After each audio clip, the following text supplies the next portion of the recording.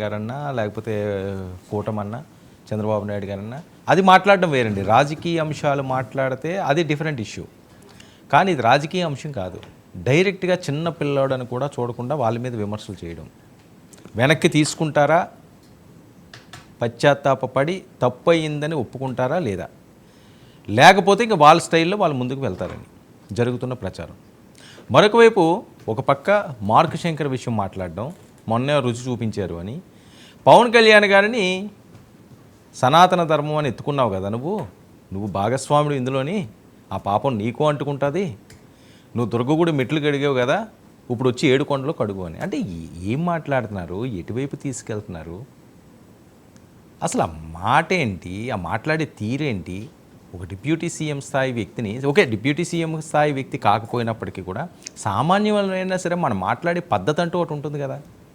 ఆ పద్ధతులు మర్చిపోయి ఇష్టం వచ్చినట్లుగా మనకి ఏది నచ్చితే అది మైక్ దొరికింది కదా అని చెప్పి మాట్లాడడం అన్నది మంచి పరిణామం కాదు. సో ఈ అంశాల మీదే ఇప్పటివరకు చిరంజీవి గారు కానీ, లేకపోతే మెగా బ్రదర్ నాగబాబు గారు కానీ, వీళ్ళందరూ గతంలో చాలా అంశాలు రాజకీయ పరంగా మాట్లాడారు, సర్లే అని చెప్పి వాళ్ళు సౌమ్యంగా ఉన్నారు. కానీ వాళ్ళ ఇంట్లో బిడ్డని, చిన్న పిల్లోడని కూడా చూడకుండా రుచి చూపించారు.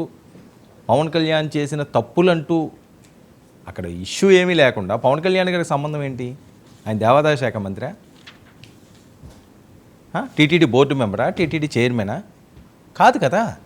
టీటీడీకి ఓకే ఆయన ప్రభుత్వంలో ఉన్నారు కాబట్టి ఆయనకి కూడా బాధ్యత ఉంటుంది డిప్యూటీ సీఎంగా. కానీ ఆయనే ఏదో తప్పు చేసినట్లుగా, గోవుల మరణానికి ఆయనే కారణం అన్నట్లుగా, వెంకటేశ్వర స్వామికి పవన్ కళ్యాణ్ గారు లేకపోతే మెగా ఫ్యామిలీ ఏదో అపచారం చేసినట్లుగా ఆ మాట్లాడే పరిస్థితి ఏంటి?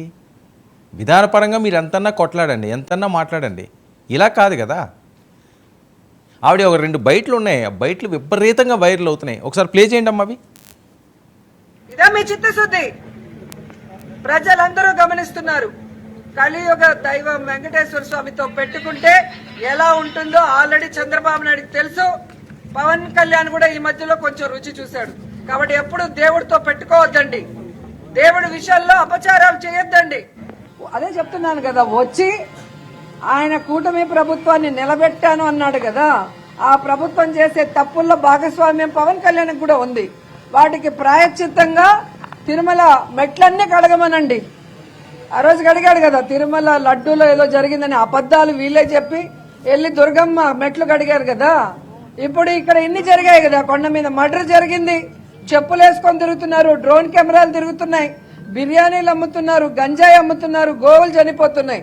దీనికి ప్రాయశ్చిత్తం 7 కొండల్లో ఉన్న మెట్లు కడగమనండి పవన్ కళ్యాణ్ని. తప్పు చేసిన పాలక మండలిని అలాగే అధికారులని శిక్షించమని కూడా డిమాండ్. అదే చెప్తున్నాను కదా. ఇదే అండి, మర్డర్లు జరిగినాయట తిరుమల కొండ మీద.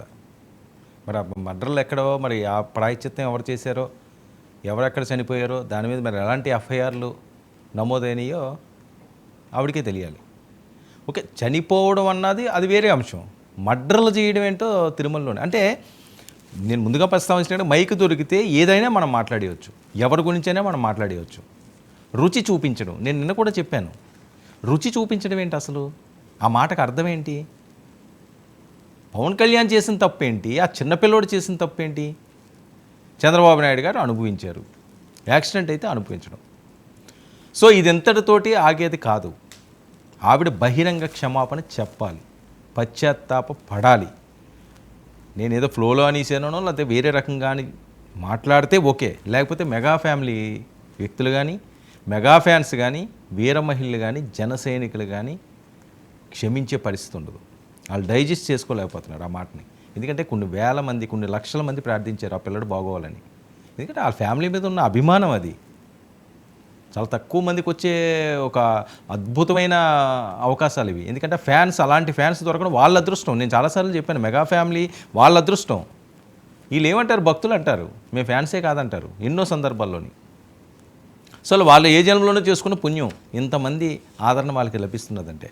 అలాంటి ఫ్యామిలీని టచ్ చేయడం రాజకీయం కోసం, సంబంధం లేని అంశాన్ని అందులో ఇరికించి మనకు నచ్చినట్లుగా మాట్లాడడం.